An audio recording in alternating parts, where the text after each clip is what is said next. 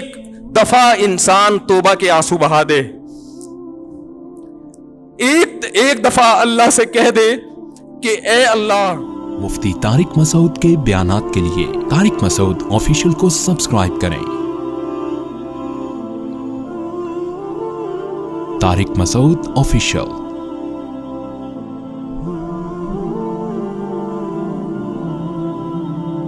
رسول اللہ صلی اللہ علیہ وسلم کے پاس ایک صحابی آئے گاؤں سے, یا رسول اللہ قحط پڑ گیا ہے, بارش بند ہو گئی ہے, جانور ہلاک ہو رہے ہیں.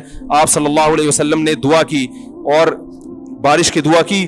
اتنی بارش ہوئی ہے 3 دن تک برستی رہی ہے. وہ صحابی دوبارہ آئے, یا رسول اللہ کھیتیاں ہلاک ہو رہی ہیں, جانور ہلاک ہو رہے ہیں. آپ صلی اللہ علیہ وسلم کے الفاظ دیکھیں, آپ نے فرمایا اللہم حوالینا لا علینا. یہ نہیں فرمایا کہ اللہ اس بارش کو بند کر دے, یہ تو رحمت ہے, اے اللہ اس کو ہمارے اطراف کی طرف لے جا, ہم پر نہیں بلکہ ہمارے شہر کی سے آبادی سے دور اطراف کی طرف لے جا. علماء نے لکھا اس سے صاف پتہ چلتا ہے کہ رسول اللہ صلی اللہ علیہ وسلم نے بارش کے بند کرنے کی دعا نہیں مانگی, کیونکہ قرآن بہت تذکرہ کر رہا ہے اس کا.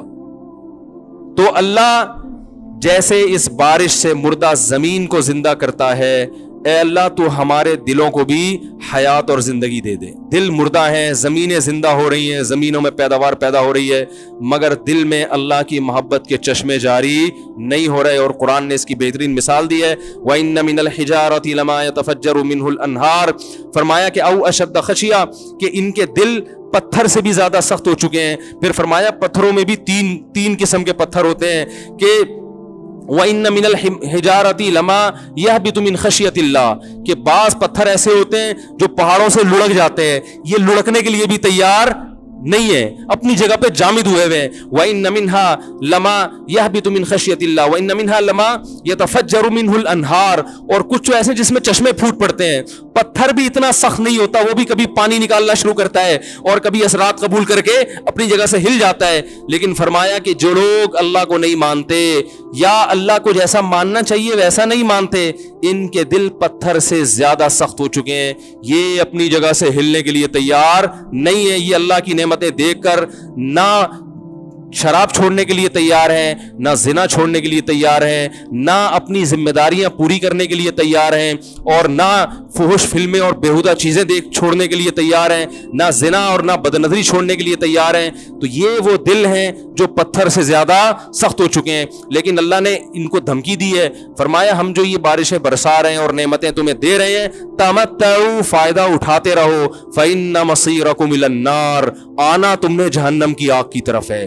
اللہ پیدا کر کے مار کے چھوڑ نہیں دے گا کہ مٹی ہو کے ختم, نا نا نا نا نا نا. یہ سب کچھ اللہ نے جو نظام بنایا ہے آزمائش کے لیے. آج لوگ تکبر کر رہے ہیں, فخر کر رہے ہیں, اللہ کے حکام کی دھجیاں اڑائی جا رہی ہیں, لیکن اللہ نے فرمایا تمتعوا, مزے اڑا لو.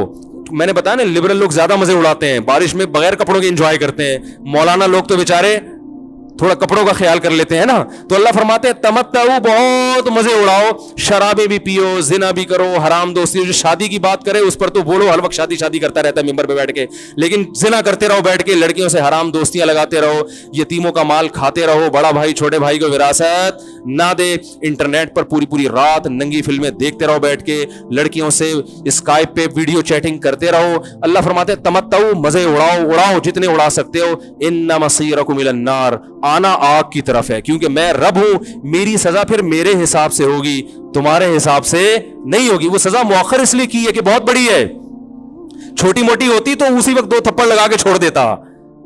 یہ تاخیر اس لیے کی ہے کہ مہلت دے رہا ہے, مہلت, اب توبہ کر لو, اب توبہ کر لو, اب توبہ کر لو. نہیں کی تو اللہ فرماتے ہیں موت کا جب وقت آئے گا, پوری دنیا کی دولت بھی اگر دے گا تو میں تیری جان نہیں چھوڑوں گا. کلا انہا کلمۃ ہوا قائلھا, فرمایا اس سے پہلے توبہ کے 2 آنسو بہاتا. زمین اور آسمان نے اگر گناہوں سے زمین اور آسمان کے خلا کو بھر دیا ہے نا, وہ 2 آنسو آگ ٹھنڈا کرنے کے لیے کافی تھے. لیکن جب تم موت اپنی آنکھوں سے دیکھے گا, ساری دنیا کی دولت بھی خرچ کر دے گا, تو اللہ فرماتے ہیں توبہ کا کلمہ ایسا ہوگا, انہا کلمۃ ہوا قائلھا, ایک زبان سے نکلا ہوا کلمہ جو हवा में तहलील हो गया। अल्लाह अपने कानून में बहुत सख्त है मेरे भाई। फिरौन सारी जिंदगी नाफरमानी करता रहा, जब पहला होता खाया है तौबा की ना उसने, और कैसी परफेक्ट तौबा की, कहने लगा आमनतु अन्नहु ला इलाहा इल्लल्लज़ी आमनत बिही बनु इसराइल। ये नहीं कि मैं अल्लाह पर ईमान लाया, क्योंकि अल्लाह के मफहूम में फर्क हो सकता था, हो सकता है अपने आप को अल्लाह कह रहा हो, पूरी तशरीह शरह के साथ हाशिये के साथ कह रहा है कि मैं उस रब पे ईमान लाया जो एक गुलाम कौम का रब है। सही है ना, मेरी जो बनी इसराइल जो मेरे गुलाम थे ना, वो जिसको रब मानते हैं मैं उस पर को रब माना मैंने। अल्लाह फरमाते हैं आल आना, अब ईमान ला रहा है, वक़द आसईत क़ब्लु, इससे पहले तूने नाफरमानी की है, ऐसा इबरत का निशान बनाऊंगा। फलयौम नुनज्जीका बिबदनिका लितकूना लिमन खल्फका आया, तू मर जाएगा तेरी बॉडी सलामत रहेगी, आने वाले लोग क़यामत तक तेरी बॉडी को देखकर इबरत हासिल करते रहेंगे कि ये है जिसने जमीन पर ऐसी हुकूमत की कि इसकी हुकूमत के खूंटे जमीन पे गड़ गए।